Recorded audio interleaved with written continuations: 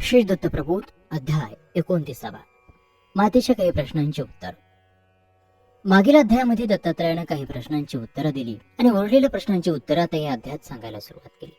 दत्तात्रय म्हणाले, माते, आता तुझा प्रश्न आहे संसार म्हणजे काय. त्याचं उत्तर ऐक. अनादि अनंत कालापासून जो क्रम चालत आला आहे तोच उत्तम आहे असं सर्वसामान्यांना वाटतं. पण तो मायावी संभ्रम आहे, वासनेचा निगम आहे, षडविकारांचा समुदाय आहे हे त्यांना समजत नाही. या मायेच्या लागवामुळेच सारा अभिनव विस्तार होतो. जन्मादी सुख सोहळे घडतात, अनेक विविध प्रकारांनी कुळ वाढतात, कुळाच्या अस्तित्वात येतात. मृतदेहांचाही विचार केला जातो, तर्पण श्राद्ध विधी घडतात, शास्त्राप्रमाणे अन्य विधीही करतात. शास्त्र आचरणानं पद्धती बनतात, यालाच संसार असं म्हणतात. सारासार विचार करून कष्टानं तपधन जोडावा आणि अविचार सोडून द्यावा. विकृती विकारांचा योग ओळखून विवेकानं वागावं. सर्वश्रेष्ठ रूढी प्रकार आचरणात आणून माया मोहपाशात गुंतून न पडता देहानं सदैव सावध राहावं. कोणत्याही गोष्टीचा दास बनू नये. सर्व रंगात रंगावं, सर्व भोग भोगावेत, पण भोगून अभोगी राहावं. रंगूनही अंगाला रंगाचा स्पर्शही घडू देऊ नये. सर्वत्र असूनही कुठेच आपण म्हणून उरू नये. असा संसार करावा, हाच संसार होईल. आता बंध म्हणजे काय बघ. बंध म्हणजे अहम, बंध म्हणजे अभिमान, अहंकार. या संसारात जन्माला आलेला प्राणी आपली आपणच हानी करून घेतो. जे जे घडतं त्याचा करता मीच, जे जे आहे ते माझंच आहे. पिता माता माझेच, अपत्य कांता नातलग हे सारं माझ्यामुळेच. संसाराचं करता मीच अशी त्याची धारणा होते. माझं वर्ण श्रेष्ठ, माझं गाव श्रेष्ठ, माझ्यासारखा मीच. ह्या मीपणाच्या बाधेनेच तो पछाडला जातो, झपाटला जातो.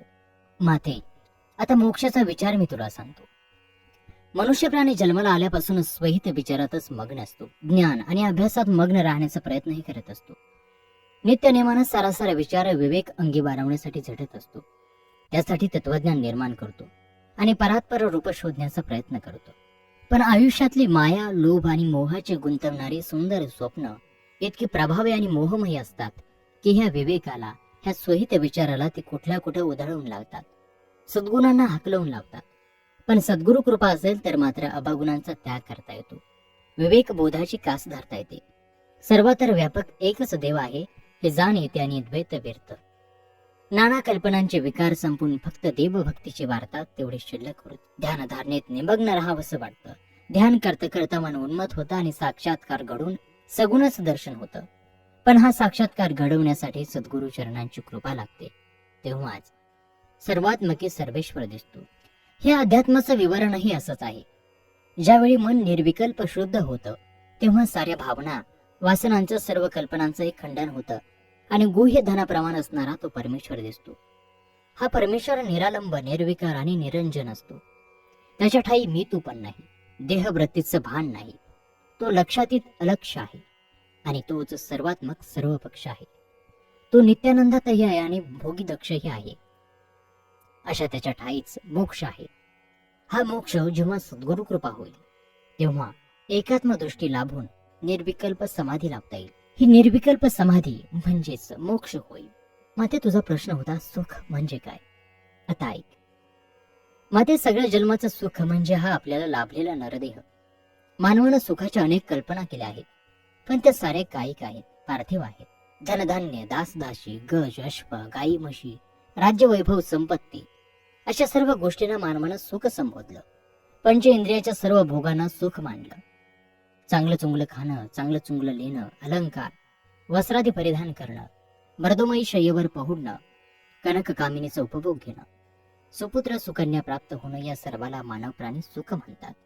पण आयुष्यभर भोग भोगून ही सुख उपभोगून मृत्यूच्या क्षणी यमदूत त्याला नरकाच्या दारात ओढून नेतात. असं का व्हावं? कारण ही सारी सुख खरी नाही. ही सारी सुख भोगून 84 लक्ष योनींचा फेरा नशिबी येतो. दया, क्षमा आणि शांतीने वागून लोकांना मदत करणं, त्यांच्यावर उपकार करणं म्हणजेच एक प्रकारचं सुख मिळवणं. माता पित्यांची पूजा करणं, आपल्या कुलदेवतांचं भजन पूजन कीर्तन अर्चन करणं आणि सुजन बनणं म्हणजे सुख मिळवणं. आपण जे सत्कर्म करतो त्यांचा हिशेब, त्यांची नोंद असते आणि त्या नोंदीनुसार स्वर्ग आणि नरक भोगायला लागतो. चांगल्या कर्माचं फळ स्वर्गात मिळतं, वाईट कृत्यांचं फळ नरकात मिळतं. पाप पुण्य ह्या कल्पनाही अशाच आहेत. पुण्यामुळे स्वर्ग भोगायला लागतो आणि जन्म मरणाचा फेरा. जो जन्म मरणाच्या फेऱ्यातून सुटला, चारी मुक्ती ओळंगून वरला, तोच खरा सुखी. असा सुखी फक्त योगी आणि संतच होऊ शकतो. आणि हेच खरं मुक्तीची चाड असलेलं मोक्षाप्रत नेणारं सुख. आता दुःख म्हणजे काय ते पाहूयात. अनात्मक रूपाचा विसर पडणं, अत्यंत विषयाचा भर होणं, संकल्प विकल्पाचा होत येणं, घोर चिंता लागणं, भ्रम होणं, लोभ मोहाला बळी पडून सत्संगाचा त्याग करणं म्हणजे दुःख. हे दुःख विलक्षण असतं. या दुःखामुळेच अमंगळ वाटायला येतं, पापाचरण घडतं, गमनागमनाचा विवेक राहत नाही, भक्षणाचा विचार करत नाही, अनाचाराची लाज उरत नाही आणि सारे विपरीत कर्म हातून घडतात आणि नरकाचा धनी होण्याची वेळ येते. हे जन्म दुःख मोठं अनिवार्य आहे. त्यातून कर्मपीडा तर घातकच. विपत्ती दुःख, संतती दुःख दोन्ही बाजूनी सोसावं लागणं हेही दारुण. हे सर्व दुःखांचं झाडं नरकात द्यावं लागतं. रवरव नरकात प्रथम कुंभेपाकात उकडतात, सांडसानं मांस तोडतात, दात उपडतात, तीक्ष्ण रस मुखात ओततात, नागपुड्यांना आकडे लावून ताणतात, लग्न करून शस्त्रानं मार करतात, तापलेल्या भूमीवरून लोळवतात, तलवारीच्या पात्यावरून चालवतात, कानात तापलेले सळये खुपसतात, हातपाय बांधून पर्वतावरून लोटून देतात, लिंग छेदून मुखात देतात, कावळे नेत्र फोडतात, घाणीत घालून रगडतात, ग्रीवा पिळून टाकतात, सर्प विंचू इंगळ्या डसवतात, पहारी सळया तापून गुदस्थळात उपस्थितीत खुपसतात, खारावलेल्या विषकुपीतून सडवतात, अशा अनंत यातना देतात. ह्या यातना संपल्या की पुन्हा जन्माचा रहाटगाड पुढे येतं आणि मनुष्य प्राणी कुठल्या तरी जन्माला येतो, भोग भोगतो, दुःख भोग तयार करतो. असा हा न चुकवता येणारा जन्म मरणाचा फेरा म्हणजे असहाय्य दुःख. स्वर्ग म्हणजे काय तर साधू संत योगी जनांचा संग धरणं, त्यांची रात्रंदिवस सेवा करणं, त्यांना प्रसन्न ठेवणं म्हणजे स्वर्गच प्राप्त करून घेणं होय. संत संगतीमुळे हरिकथा निरूपण पदरात पडतात. हरिकथा निरूपणाचा सहज बोध आणि विवेक मनात ठाण मांडतो. संत सहवासानं सर्व पापाचं दहन होतं, इंद्रियाचे विषय गुण पळून जातात, माईक पदार्थांचा वीट येतो, अनुताप वाढवून जातो, जन्म मरणाचा फिरा चुकतो, भवपाश तुटतो, परमचोख ज्ञान प्राप्त होतं. त्या योगानं पाताळ, भूलोक आणि 21 स्वर्ग अवलोकता येतात. अविनाश रूपात तन्मय होता येतं व मोक्षाप्रती जाता येतं. अशा अवस्थेत जे सुख मिळतं ते पार्थिव सुख, स्वर्ग सुख. आणि अशा प्रकारे दत्तप्रबोध ग्रंथातील हा 29वा अध्याय या ठिकाणी समाप्त होत आहे. पुढील अध्यायामध्ये आपण नरक म्हणजे काय त्या नरकाविषयी जाणून घेणार आहोत. तेव्हा पुढील अध्याय पाहायला विसरू नका आपल्या समीर पॉवर मराठीवरती.